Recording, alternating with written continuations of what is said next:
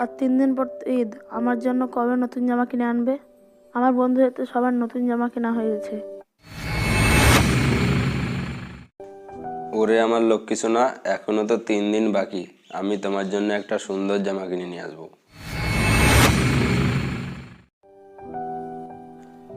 যদি এবার ঈদে নতুন জামা কিনে না দিতে পারি তাহলে কি হবে?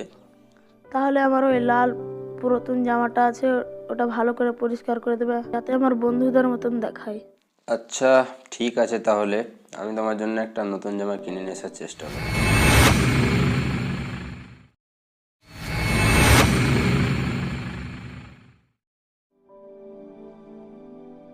ওই আয়ান, বাইরে কেন, ভিতরে আয়। না না, এখন যাব না, রাসেল আমাদের জন্য অপেক্ষা করছে বাইরে। ও তাই তো, ভুলেই তো গেছিলাম। চল।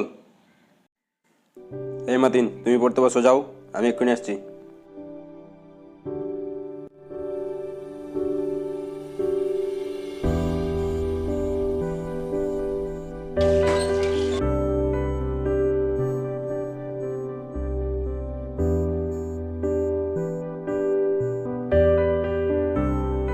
কি ব্যাপার, রাসেল ওখানে মনমরা হয়ে বসে আছে কেন? চল তো দেখে আসি।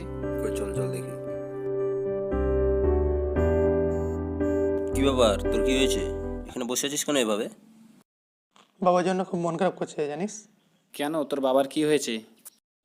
জানিস এই লকডাউনে বাবা বিদেশে থেকে তবুও ধার করে অন্যজনের কাছ থেকে নিয়ে 3,000 টাকা আমার দিয়ে পাঠিয়েছে। ও, ঠিক আছে, মন খারাপ করে লাভ নেই। ঠিক আছে, তোরা গল্প কর, আমাকে একটু একা থাকতে দে।